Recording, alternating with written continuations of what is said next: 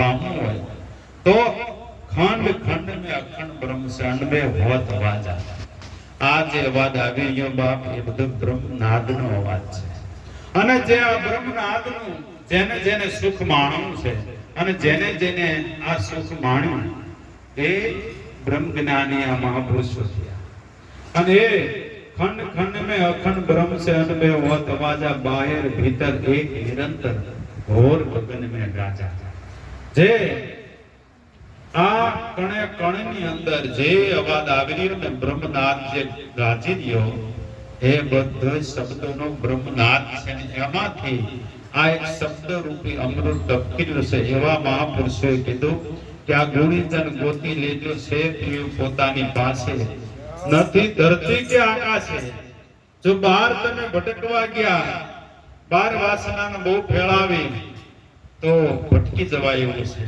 પણ જેને જેને ભીતર ખોજ કરી પણ ભીતરનું તે ખબર પડવી પડે ભીતરનું તો ઘણા આમાં જોવા મળ્યા તો આ તો હાડ માસનું પિંદર છે પણ એ સમજણ આપનાર કોઈ આપણને વ્યક્તિ જોઈ કે તારા હૃદયમાં જો તપાસી છુપાયેલો ખજાનો છે લઈ લે જ્ઞાન સદગુરુ છે આમાં ભેદ જ્ઞાનો છે પણ એ હૃદય કોઈ સમજાવવા વાળો પડવો કેટલાય તો આ સાંભળાને હૃદય માની બેઠા આમાં કઈ કઈ ઈંગલા પિંગલા બગનાણ સૂક્ષ્મણા નાડી આમાં કશું પ્રાપ્ત કોઈને થયો નથી પણ આ બધી સમજણની વાતો છે અને સમજણની વાતમાં જો આપણે પહોંચી ગયા તો આપણું કામ થઈ જાય એવું છે તો આ ભજનનું ઉઘાડ થાય એવું છે તો શાસ્ત્રોનું ઉઘાડ થાય એવું છે નહીતર તો આમાં કેટલાય ભટકી ગયા છે કેટલાય કોમેન્ટ કરી કરી લખે મહારાજ તમે એક જે સવારામ બાપાએ લખ્યું છે કે એક અમર આસન છે અમર એક કાયા છે અમર શબ્દ અલોપ છે તો આસન કયું અમર છે કાયા કઈ અમર છે અને શબ્દ કેવી રીતે અલોપ છે એના વિશે તમે થોડો પ્રકાશ પાડજો હવે આ તો ગમે એટલો એના વિશે બોલવી તો જીવનમાં ઓછું પડે એવું છે અને એમ કોઈ સમજી જાય એવું નથી કારણ કે એક જ્ઞાન પરોક્ષ છે અને બીજું જ્ઞાન પ્રેક્ટિકલ છે પ્રેક્ટિકલ જ્ઞાન એટલે આમ સસોટ આ હાર્મોનિયમ ઉપર જ્યારે આંગળીઓ મૂકે ને ત્યારે ખબર પડે કે સુર કેમ બોલે છે પણ કોઈ દી હાર્મોનિયમ ઉપર આંગળી જ ન મૂકી હોય તો સુર ક્યાં સારે ગ્રામનું છે આમાં બીજી કાળી કઈ છે ત્રીજી કઈ છે ચોથી સફેદ કઈ છે પંચમ કઈ છે આમાં કશું સમજણ પડે એવું છે નહીં પણ જેને આ પ્રેક્ટિકલ જ્ઞાન મેળવ્યું એને ખબર પડી કે આ મેળે કેમ થાય હકા મહારાજે હમણાં મેળ કર્યો ને બીજી કાળીનો તો એ તે ખબર પડવી પડે ને નકરું વગાડતા કદાચ આવડી ગયું તોય શું કામનું એમ આ બધી બ્રહ્મરંધ્ર શું છે એ જો ખબર પડી જાય તો નિરાજ સ્વામી કહે છે જ્યાંથી ઉપના વાહી સમાયા શૂન્ય રૂપ નિર્બાની નિરાજ અખર પદ પુરણ વામત સુરતા સમાની આ તો જ્યાંથી રાજુબેન ઉત્પન્ન થયા ને ત્યાં જ સમય ગયા નિમકની પૂતળી નિર્માણ પાણી ભેગા પાણી થાય મૂળ વતનમાં મળી ગયા પોતે પોતામાં સમય બાપા બધા પોતે પોતામાં સમય જાય છે તો આ જ્યાંથી ઉપના વાહી સમાયા શૂન્ય રૂપ નિર્વાણી જે મહાપુરુષો શૂન્યમાં પહોંચી ગયા તો શૂન્યમાં પહોંચી ગયા તો બધી આપણી વૃત્તિઓ વિરામ પામી ગઈ જ્યાં લગન આપણી વૃત્તિઓ રાતથી દોડા દોડ કરે છે તો સવારામ બાપા કહે છે કમિયારો ખડક લઈ ધરુ વાણી આ ગયા અમર આરસી જડી શબ્દ ભરોસે સૂક્ષ્મણા લઈ સોહી દોર ઉપર ચડી જોઈ લો આ બકનાળની બજારમાં સુરતા નિશાને સડી સુરતા નિશાને સડી તો આ મધ્ય મહેલમાં કરી બાપ મધ્ય મહેલમાં જે પહોંચી ગયા ને એ બધા લાભ કાઢી ગયા પણ જો મધ્ય મહેલમાં ન પહોંચ્યા ત્યાં લગન કારણ કે મધ્ય મહેલમાં પહોંચ્યા પશુ એ અગમ અગોચર જોગી રે કોઈ એકદ જાણો આ સાહેબ કબીરના પદને કો વિરલા માણો તો આ જે અગમ અગોચર છે કારણ કે કોઈ પ્રકારના ગોચરમાં આવતો નથી આ મહાપુરુષે એને કબીરે તો ત્યાં લગન કહી દીધું કે ગગન કેરા ગોખમાં જોવો વાગે અનહદ નાદ આ તો ઉન્મુની ઓળખાય ખેલ ખાંડાની ધાર આ દસમા મોલે દેવ બિરાજે સોહમ શબ્દની પાર કહે કબીર આ ગુરુની સાચું છે એ અગમ અપાર છે. જે અગમ અપાર નિલપ તત્વ જે છે અને એની ઓળખાણ જો થતી હોય તો બાપ આ નિરાંતના સંતો કરાવો. કારણ કે આ જગતની અંદર તમે જુઓ, પથનો કઈ પાર નથી, દેશ નથી કોઈ દૂર. આવા જાણવાળાને પૂછો તો ખુલાસો કરી દે જરૂર. પણ જાણવાળાને આપણે પૂછતા નથી ને આપણે અહમના થોતા થઈને ફર્યા કરવી અને એમ થાય કે હજુ મને આ ગમ પડતી હતી, હજુ ગમ પડતી નથી. તો આને આવા 71 અવતાર વ્યા જાય તોય કોઈની ગમ પડે એવું છે નહીં. એટલે મહાપુરુષ કહે છે સંયમને તમે નક્કી કરો તો પ્રેમેથી પ્રકાશ થાય. કશું બોલે બીજો નહીં અને તત્વ મસી દર્શાય. તો જે મહાપુરુષોએ સંયમ એટલે પોતાથી ભક્તિની શરૂઆત થાય છે. કારણ કે જે ક્ષેત્રની અંદર આ નીજ વર્તી જેને બીજ વાવી દીધું ને વાયુને તો જ ઉગાવો લે છે. વાયા વગર કોઈ ઉગાવો લેતો નથી. આ તો મહાપુરુષોએ આ નીજ વર્તી બીજ વાવ્યા છે અને વાવા વિશ્વાસ આણી કરણીના એને કેરા બાંધ્યા. જો સત્કરણી કમાણા ને તો જ તે ક્યારા નકર રેલ રપટ થઈ જાય છે. રેલ રપટ થઈ ગયા ને તો આખું ખેતર પીવે નહીં. પણ આ તો નાકે ઉભા રહ્યા ને એના ખેતર પીધા. બાકી રેલ રપટ થઈ ગયા એના કોઈ ખેતર પીવે નહીં. કે આપણે બધું કરવું પડે. એ બધું કરે તો કઈ આપણે શેરડી ડાળિયા કઈ ભેગું ખવાય? કીડી આલી ચોખ્ખો લઈને બીસમાં લીધી દાળ, દો બાતા નો બને. કાં ચોખ્ખો લે ને કાં લે દાળ.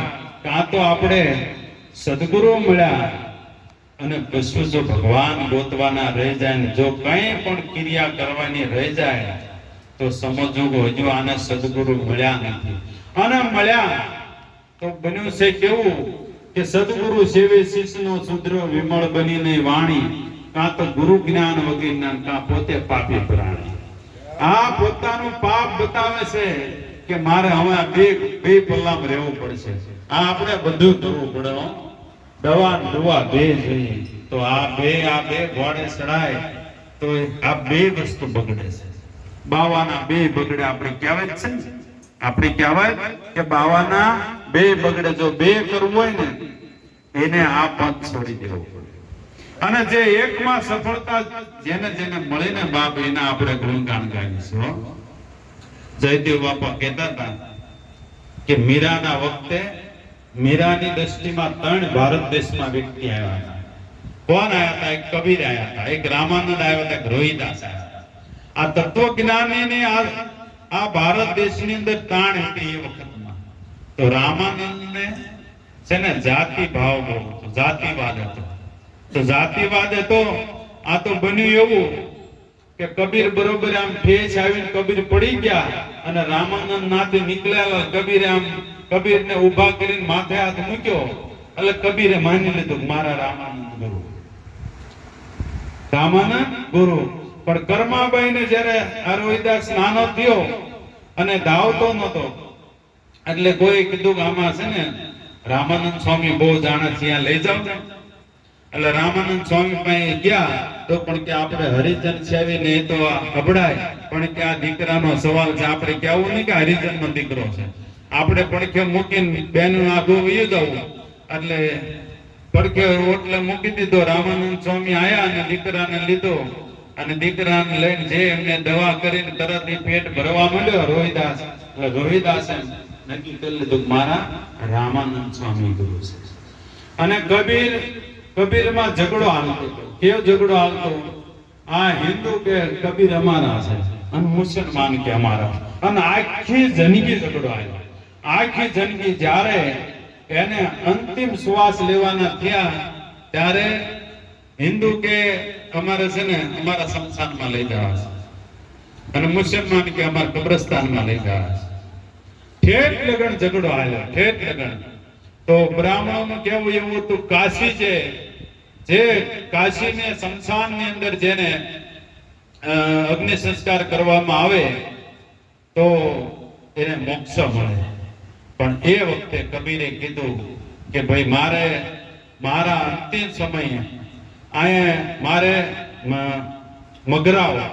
મગરાવ શહેરની અંદર મને તમે લઈ જાજો અંતિમ સમયે. તારે હિન્દુઓ બોલ્યા એ કે પણ તમારી મતિ છેલ્લે છેલ્લે ફરી નથી ગઈ ને. આ કાશી જે મૃત્યુ પામે ને એ બધા મોક્ષન પામે. કે મારે એવી અંધશ્રદ્ધાને તોડવા માટે મારે મગરાવ જવાનું છે. આ અંધશ્રદ્ધાને તોડવા માટે એટલે મીરાએ નક્કી કર્યું કે રોહિદાસ એક એવા છે કે એમાં કોઈ પ્રકારનો જાતિ ભાવ છે ને હાવ સુખી પાટી છે. મીરાએ એને ગુરુ ધારણ કરી લીધા. તો એમ જેની સુખી પાટી હોય ને એવા જો આપણને ગુરુ મળી ગયા હોય, નહીંતર રગડા ઝઘડામાંથી આખો જનવારો મૂસા ન આવે તો એ આપણું કાર્ય ન થાય, એનું કાર્ય થતો નથી. એટલે આ મહાપુરુષ કહે છે કે જો આવા તત્વમસી જો આપણને બ્રહ્મ જ્ઞાની ગુરુ મળી જાય તો આપણું કામ થઈ જાય. તો આ ઘટોઘટ વાસી છે અવિનાશી એવું જાણ્યું એના દાસે, અજ્ઞાનીને મન અળગું ભાસે આ તો કણ કણમાં જણાશે. કારણ કે આ ઘટોઘટ વાસી છે અવિનાશી એવું અવિનાશી તત્વ કોઈ ઘટ ખાલી નથી. બધાય ઘટની અંદર પરિબ્રહ્મ પરમાત્મા બિરાજમાન છે. તો આ ઘટોઘટ વાસી છે અવિનાશી એવું જાણ્યું એના દાસે. તો કોણ એના દાસ? કે આવો દાસ જે બની જાય. નિરાજ સ્વામી કહે છે અધર કલા મેં આસન કર, રામ નામ લે લાઈ, અન્ય દશા તું અળગી કર, માન ગુમાન તો ભાઈ. આ ભણ્યા ઘણું પણ ભેદ નો જાણો, કરણી ઘણી કમાણા, બીજ વૃક્ષની પેરે વસ્તુ એ પૂરણ નો પામ્યા. તો જે પૂરણ પામ્યા નથી અને જો ના આપણે ભૂલીશું કે આપણે ના બથોડા ભરવામાં રહી ગયા તો આપણું કાર્ય ક્યારેય સિદ્ધ થવાનું નથી. માટે આ મહાપુરુષ કહે છે ઘટોઘટ વાસી છે અવિનાશી એવું જાણ્યું એના દાસે આ કણ કણમાં જણાશે. તો કણે કણની અંદર રજે રજની અંદર આ પરિબ્રહ્મ પરમાત્મા બિરાજે છે. અને જો એ જ્ઞાન પરિપૂર્ણ રીતે થઈ જાય તો સમજવું કે આપણે નિરાત મહારાજની આપણા પર પૂર્ણ કૃપા ઉતરી છે. તો આ મહાપુરુષ લખે છે છેલ્લે